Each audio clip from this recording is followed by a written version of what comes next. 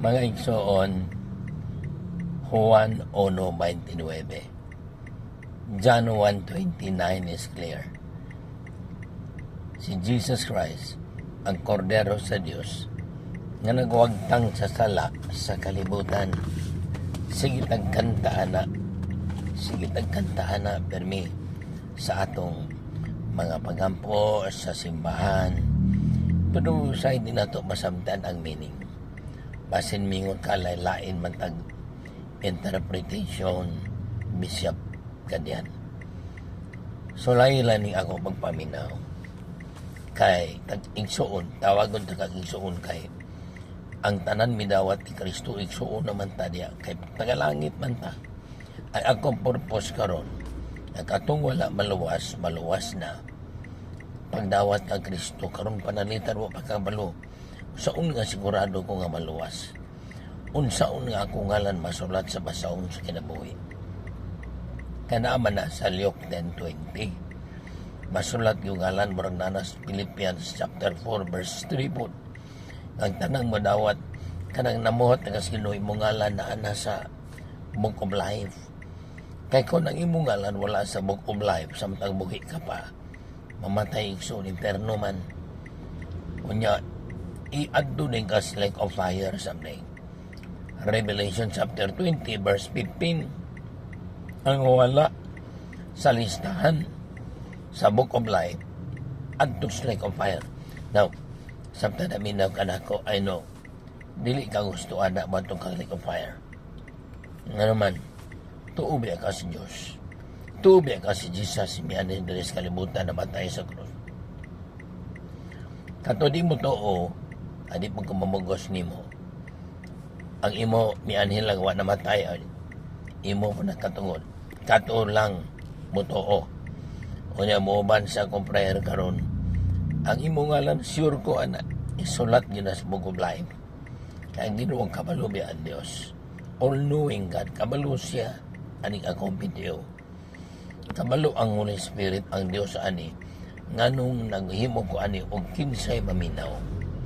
Sa Facebook o YouTube, pangutana, sigurado na ba ni mo, kung mamot ang Ginoo mo ban ka sa langit, or kung mamatay ka malangit, pila ka percentage. Okay, from 10 to 100%, pila ka percent. Basin mingon ka 50% pa ko, kay pagkasasala ko. Basin mingon ka 80% kay mga pamayaw ko. Nagkan kay rason na tao. Iksuon, himuon ko ng 100%. Pinangis magwali. Kay kung huwag magwali, walay maluwas. Kay ang pagwali, makaluwas. Masagali, 1 Corinthians chapter 15 1 to 4 basa. Diba ang wali may tungod sa kamatayon lumog pagkabanhaw magaluwas na karon yano kayo kordero sa Dios na nagwagtang sa sala sa kalibutan nagwagtang kay nga naman ang sala mo'y magka-impierno na to ang sala mawinungdan nga dito malangit na iya naman gitang gibutang naman sa iyang lawas na mo naman siyang sala 2 Corinthians 5:20 he became sin. Imagine niya si Jesus na himong sala araw at tanang mo dawat niya di na saan iso nagkaluwasan niya sa pagtuo kay Kristo mo na wali ni San Pablo nila ni San Pedro o tanan pa mga magwawali sa New Testament. Higala din ako magdugay. Gusto bagang maluwas. Ginawat ba ni Mos Jesus tinuod sa namatay? Kordero sa Diyos na huwag salas kalimutan. Tuo ba ka nga magkasasalat at tanan? And you need a Savior? Kung yung gusto kang langit? Sabat ini akong prayer. Sige. Sabat ani nga prayer. Igna amahan.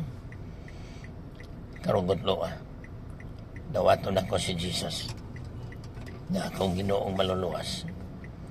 Salamat amahan sa libreng kaluwasan o pagpasaylo sa akong mga sala. Jesus, sulod sa akong kasing-kasing. Ikaw na'y maghari nako. Ginoo ko ikaw. Amen. Igsoon, very short prayer. John 1:12, ang tanang midawat sa anak sa kay Jesus na imong anak sa Dios. Unya, hinay na bagong kinabuhi. Di mo pamadlong kay linuwas ka na nga tao. 2 Corinthians 6:2, karon ang adlaw sa kaluwasan. 2 Corinthians 6:2. Soon, sa may buhaton, magbasa ng Bible permi kada adlaw. Kung masipyat, balik basa. Pray every day. Kada adlaw, pagmata ang po ng Lord, salamat sa kabuntagon. Before matulog, prayer. Inang Ginoo, Lord, gamit na ko, Lord. Unya, join ng Bible study. Apel ng simbahan nga nagwali nga si Jesus ang kaluwasan. Dili pundok, dili reliyon. Unya, i-share sa uban nganong naluwas ka. Okay? So kaluwasan, karon dili ugma. Karon dili ugma mamatay ka na. Karon dili kay sa adlaw sa hukom, wala na. Hukma naman ka dito nga imperno. Hukma naman ka na nga di ka malangit kaya wak magkamunawat.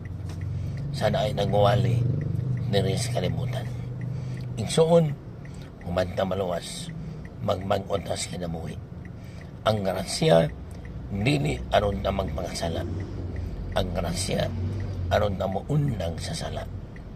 1 John chapter 5 masagali. Ang tanan nga mga anak sa Dios muundang na pagpangasala. Kaya ang tanan nga magpadayon sa pagpangasala, iya siyawa. Masana 1 John chapter 3, 1 John chapter 5. Get ready, Jesus Christ is coming, but He loves you. And so on, congratulations sa imong kaluwasan o sa imong ngalan nga naana sa Book of Life. God bless and bye.